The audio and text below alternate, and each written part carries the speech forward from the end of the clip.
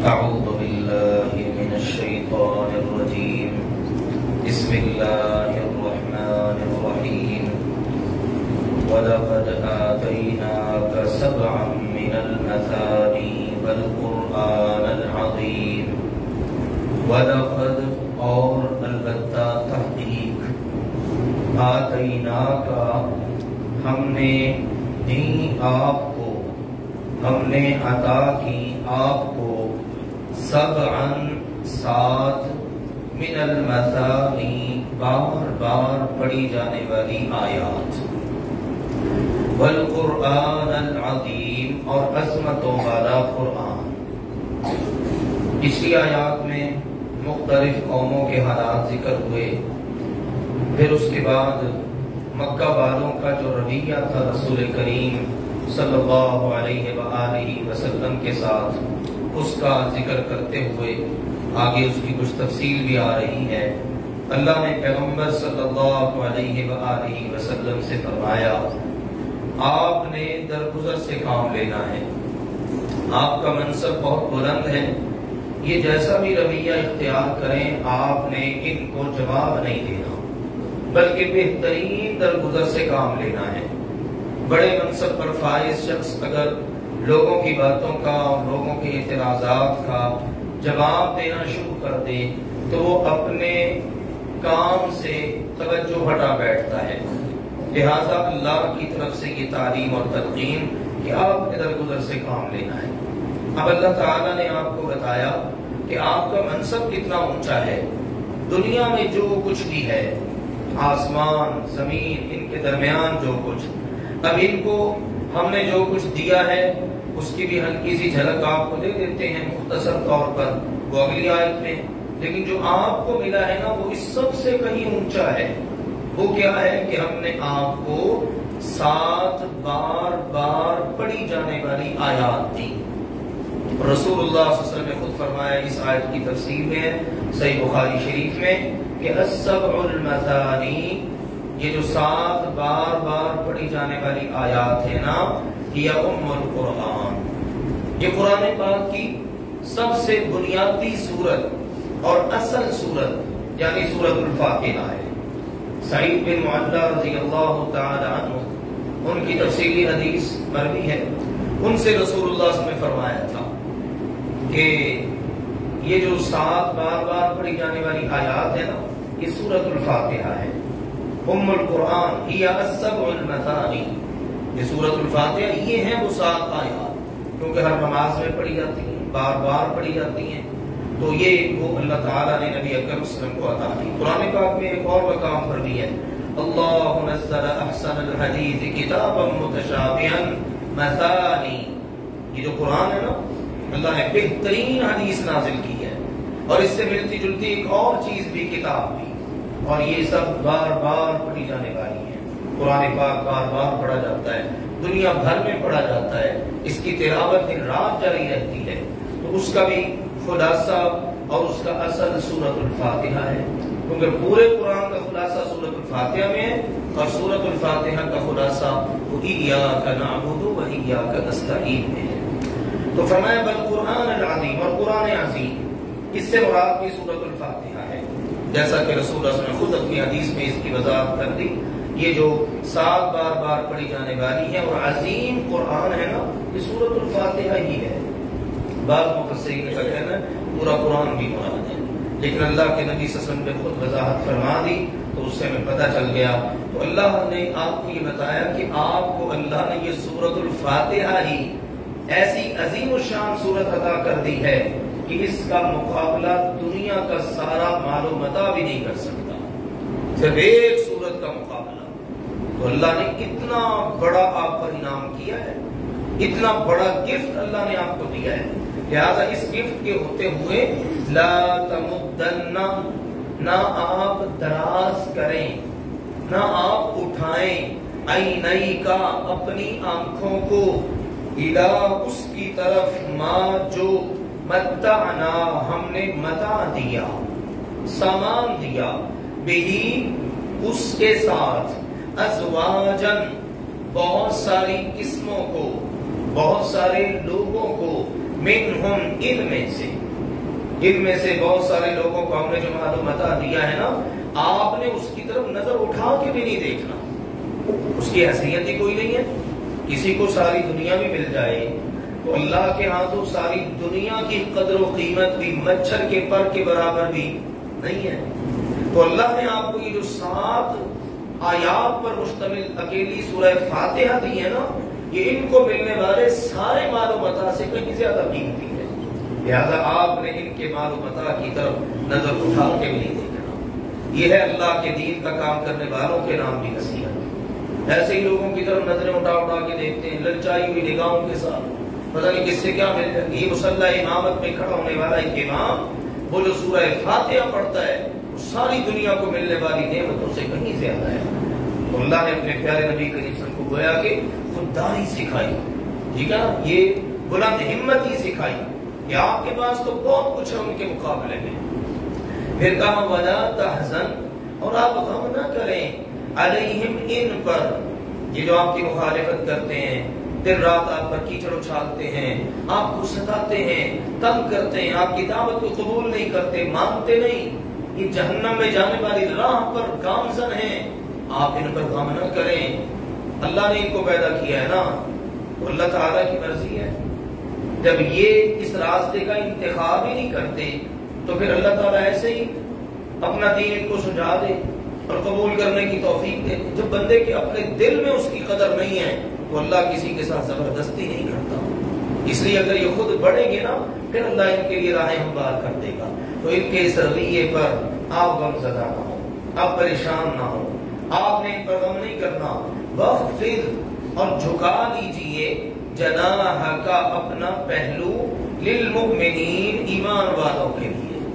سبحان اللہ، ایمان والوں کی کتنی قدر و منزلت ہے۔ جو مومن بن کے آپ کے پاس آ جائے نا، تو جس طرح مرغی اپنے پروں تلے اپنے بچوں کو چھپا لیتی ہے نا، ویسے ہی آپ نے بھی ان کا خیال کرنا ہے۔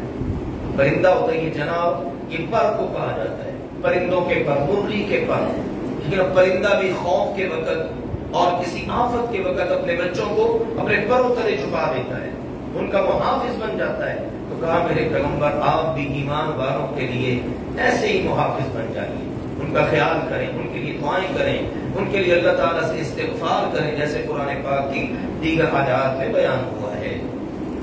وَقُلْ، اور فرما دیجئے، انی، بے شک میں، آنا، میں، النذیر، ڈرانے والا ہوں، المبین، کھلم کھلا۔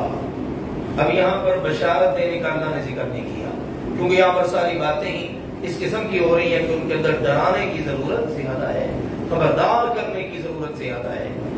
کما، جیسا کہ، انزلنا، ہم نے نازل کیا، علی المقتسمین، تقسیم کرنے والوں پر، الذین، وہ جنہوں نے، جعلوا، کر دیا، القرآن، قرآن کو، عیدین، ٹکڑے ٹکڑے۔ کیا نازل کیا اللہ تعالیٰ نے؟ اس کے 2 مطلب اہل علم نے ذکر کیے ہیں۔ ایک مطلب تو یہ ہے کہ جیسے ہم نے تقسیم کرنے والوں پر اتارا کتابوں کو، صحائف کو، پہلے والی امتوں پر بھی کتابیں ظاہر ان کے لیے اتری تھی نا، جیسے قرآن ہمارے لیے اترا ہے، تورات، انجیل، زبور، صحائف وغیرہ۔ تو اللہ نے کہا انہوں نے قرآن کو ٹکڑے ٹکڑے کر دیا۔ قرآن ہر کتاب کے لیے بھی بولا گیا ہے، جیسا کہ حدیث میں نبی اکرم صلی اللہ علیہ وسلم نے واضح کیا، داؤد علیہ السلام، سلیمان علیہ السلام، باقاعدہ سلیمان علیہ السلام کے بارے میں کہ وہ آرڈر کرتے، گھوڑے تیار کرو، جناب گھوڑے تیار ہو جاتے۔ اللہ نے قرآن پڑھنا، یعنی ان کی جو کتاب تھی نا، داؤد علیہ السلام پر اتری ہوئی زبور، اللہ نے ان کے لیے پڑھنی اتنی آسان کر دی تھی، ادھر وہ گھوڑے کی زین میں اپنا قدم رکھتے اور اس پر بیٹھتے اور اتنی دیر میں اس کتاب قرآن کی تلاوت کر بیٹھتے۔ اللہ نے اتنا ان کے لیے قرآن پڑھنا آسان کر دیا تھا۔ تو مطلب یہ ہے کہ وہ جو اتری تھی نا زبور، اس کے لیے بھی حدیث میں قرآن کا لفظ استعمال، وہ کتابیں بھی پڑھی جاتی تھی۔ اس کے لیے تو قرآن مبین، قرآن مجید، یہ اللہ تعالیٰ کی طرف سے باقاعدہ اسپیشل نام رکھا گیا قرآن کے لیے۔ تو مقصد یہ ہے کہ پہلے والی کتابوں کو انہوں نے ٹکڑے ٹکڑے کر دیا، یہودیوں نے، عیسائیوں نے کتابوں کو بانٹ دیا، اور قرآن پاک میں بھی ذکر ہے فَتُؤْمِنُونَ بِبَعْضِ الْكِتَابِ وَتَكْفُرُونَ بِبَعْضِ، کچھ پر ایمان رکھا اور کچھ کا انکار کر دیا. اللہ نے کہا جیسے ہم نے پہلے والوں پر اتارا اب بھی اتار دیا ہے. یہ کوئی نئی کتاب تو نہیں ہے نا, نئے پیغمبر تو نہیں ہے. ان سے پہلے کتنی کتابیں, کتنے صحیفے اترے اور کتنے پیغمبر آئے. اور دوسرا ہے کہ جیسے ہم نے تقسیم کرنے والوں پر عذاب اتارا, ٹھیک ہے نا, عذاب اترے, جیسے یہودیوں پر بہت سارے عذاب اترے, ان کو بندر خنزیر بنا دیا گیا, شکلیں بگاڑ دی گئی. اسی طرح پہلے اترنے والی کتابوں کا انکار کرنے والے طرح طرح کے ان پر عذاب آئے, جس کی ہم نے پیچھے تذکرہ اور ساری باتوں کو پڑھا بھی ہے. تو اللہ نے کہا جیسے ہم نے ان تقسیم کرنے والوں پر اپنا عذاب اتارا ہے نا, مکے والے بھی خبردار رہیں, ان پر بھی کسی بھی شکل میں اللہ کا عذاب اتر سکتا ہے. یہ جو آپ کی مخالفت کرتے ہیں, آپ کو ستاتے ہیں, تنگ کرتے ہیں, آوازیں کستے ہیں, آپ کا مذاق اڑاتے ہیں, آپ کے راہ میں رکاوٹ بنتے ہیں, تو اللہ تعالیٰ نے فرمایا جنہوں نے قرآن کو ٹکڑے ٹکڑے کر دیا, تقسیم کر دیا, ان پر ہم نے اس طرح عذاب اتارا. فَوَرَبِّكَ, بس قسم ہے آپ کے رب کی, لَنَسْأَلَنَّهُمْ, ضرور ہم ان سے سوال کریں گے, اجمعین, سب سے, ان سب سے بھی سوال ہوگا, اما, اس کے بارے میں جو کانو یہ تھے یعملون, عمل کرتے. پہلے والوں سے بھی سوال ہوا اور دنیا میں دیکھ رہے ان کا انجام کیا ہوا. ان سے بھی جلد سوال ہوگا, اور دنیا کے اندر ان سے جو سوال ہوا, اللہ نے ان سے جو پوچھا, ابھی آگے بات آ رہی ہے. اور قیامت کے دن جو اللہ نے پوچھنا ہے اس کی تو پھر وہ تو ناقابل بیان ہے, بیان ہو ہی نہیں سکتا. اس لیے اللہ نے کہا اپنی ربوبیت کی قسم اٹھا کر کہ ہم ان سب سے ضرور سوال کریں گے. اور یہ اللہ کا سوال کر لینا ہی بہت بڑی بات ہے. اللہ ہی پوچھ لے, ہاں بھائی بتا تو نے یہ کیا تو کیوں کیا, یہی سب سے بڑی بات ہے. فرمایا فستا, بس آپ علی الاعلان پہنچائیے, بالکل کھلے بندوں دعوت دیجئے, بما, اس کی جو تؤمرو, آپ کو حکم دیا جا رہا ہے, وَأَعْرِضْ, اور اعراض کر لیجئے, عن المشرکین, مشرکوں سے. شرک کرنے والے آپ کو جتنا بھی ستائیں آپ نے کوئی پرواہ نہیں کرنی, یہ جتنی راہ میں روڑے اٹکائیں بالکل بے فکر ہو جانا ہے آپ نے. اور اس میں در حقیقت پیغام اور تسلی ہے, میرے پیغمبر آپ کی حفاظت کا ذمہ ہم نے لیا ہے, آپ نے علی الاعلان ہمارا پیغام پہنچانا ہے. اور رسول اللہ صلی اللہ علیہ وسلم نے اس کے بعد علی الاعلان پیغام پہنچانا شروع کر دیا. اس آیت کے نزول سے پہلے آپ مخفی طور پر چھپ چھپا کر دعوت دیتے تھے. پھر جب اللہ نے یہ اتار دی نا اور اس میں پیغام دے دیا, آپ نے علی الاعلان پیغام پہنچانا ہے, حفاظت آپ کی ہم نے کرنی ہے, تو پھر رسول اللہ صلی اللہ علیہ وسلم نے علی الاعلان اللہ کے بندوں تک اللہ کا پیغام پہنچانا شروع کر دیا. فرمایا انا, بے شک ہم, کفیناکا, ہم آپ کے لیے کافی ہیں, المستہزئین, مذاق اڑانے والوں کے مقابلے میں, الذین, وہ جو, یجعلون, بناتے ہیں, مع اللہ, اللہ کے ساتھ, الہا, الہ, آخر, دوسرا, کئی الہ بنا رکھے ہیں اللہ کے ساتھ. تو ان کے ڈبل جرم ہے. پہلا جرم آپ کا مذاق اڑانا, 40 سال تک تو یہ آپ کا بڑا ادب کرتے رہے, عزت و احترام میں آپ کا نام نہیں لیتے تھے, جیسے ہی آپ نے اعلان نبوت کیا, توحید پہنچائی, آپ کی جان کے دشمن بن گئے. اور دوسرا جرم یہ ہے جو دعوت آپ ان کو پہنچا رہے ہیں نا, اس کو قبول کرنے کے لیے تیار نہیں, بلکہ اللہ کے ساتھ اوروں کو بھی الہ بناتے ہیں. فسوف یعلمون, جلد انہیں پتہ چل جائے گا. صحیح بخاری شریف کی روایات میں 12 نامی گرامی گنڈوں کا ذکر ہے. ابو جہل, عتبہ, شیبہ, ولید, اس طرح کے بڑے بڑے نامی گرامی. 5 کا ذکر ایک حدیث میں ہے, 7 کا ذکر دوسری حدیث میں. 5 کا ذکر اس طرح ہے کہ انہوں نے اللہ کے نبی کو تو اتنا ستا رکھا تھا, اتنا ناک پہ دم کیا, یا پھر ایک بار جبریل امین علیہ السلام آئے نا, تو آپ نے کہا یا جبریل میں تو تھک گیا ہوں, بڑا ستایا ان ظالموں نے. تو جبریل امین علیہ السلام نے جب آپ کی بات سنی نا, تو انہوں نے پھر ان 5 کی طرف اشارہ کیا, ان کے جسم کے جس حصے کی طرف اشارہ کیا نا, اسی حصے کی بیماری اور مرض میں وہ بدبخت ایسا مبتلا ہوا کہ ذلت آمیز موت کے ساتھ وہ 2-4 ہوئے, 5 ہی مر گئے. اور یہ جو باقی بچے تھے نا 7, ابو جہل اور عتبہ, شیبہ, پر یہ سارے کے سارے 7, سیدنا عبداللہ بن مسعود رضی اللہ عنہ بیان کرتے ہیں, اللہ کے نبی صلی اللہ علیہ وسلم کہتے ہیں میں چھوٹا سا تھا, ویسے بھی کمزور جسم والے تھے, باریک باریک ان کی پنڈلیاں تھیں, ٹھیک ہے نا, درخت پہ چڑھے ایک بار تو اسے ہوا مذاق کرنے لگ گئے, وہ پتلی سی پنڈلیوں والا. آپ نے فرمایا اس کی پتلی سی پنڈلیاں, ایک پنڈلی احد پہاڑ سے زیادہ وزنی ہے. اصل وزن تو ایمان اور یقین اور نیک عمل کا ہے, یعنی دبلے پتلے سے اور کمزور سے نہیں. کہتے ہیں اللہ کے نبی صلی اللہ علیہ وسلم بیت اللہ میں اللہ کی عبادت کر رہے, نماز پڑھ رہے ہیں. اتنے میں یہ ساتوں بدبخت تھے, ابو جہل, عتبہ, شیبہ وغیرہ یہ سارے. عقبہ بن ابی معیط بھی تھا ملعون.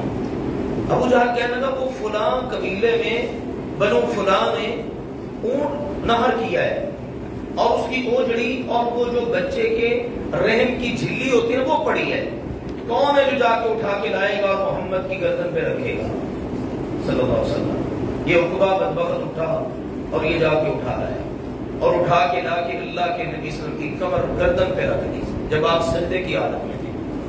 عبداللہ بن مسعود رضی اللہ عنہ کہتے میرے اندر تو ہمت نہیں تھی, چھوٹا سا تھا, میں کر بھی کیا سکتا تھا, سامنے سارے بدبخت ڈھونڈے. اتنے میں آپ کی لخت جگر معصوم سیدہ فاطمہ رضی اللہ عنہ کو پتہ چلا, بھاگم بھاگ آئی ابا جی کی محبت میں اور آ کے اپنے ننھے ننھے ہاتھوں سے اس کو اتارا اور پھر آپ علیہ الصلوۃ والسلام اٹھ سکے.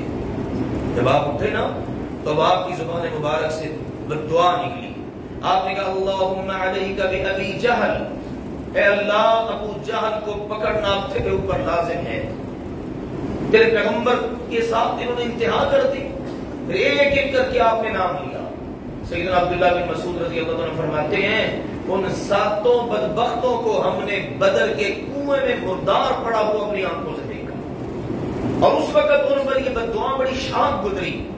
وہ کہنے لگے اس شہر میں جو دعا کی جاتی ہے نا وہ ضرور قبول ہوتی ہے, اور وہ یہ بھی یقین تھا محمد صلی اللہ علیہ وسلم کی زبان سے جو نکلتا ہے وہ بھی ضرور پورا ہوتا ہے, اور اللہ نے بھی اس کو پورا کیا.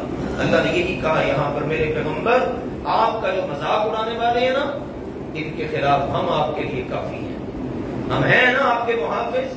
سبحان اللہ, اللہ کے اپنے پیغمبر سے محبت کی کیا کہنے ہیں. پھر یہ کہا دوسرا جرم ان کا یہ اللہ کے ساتھ اوروں کو معبود بناتے ہیں, جلد انہیں پتہ چل جائے گا.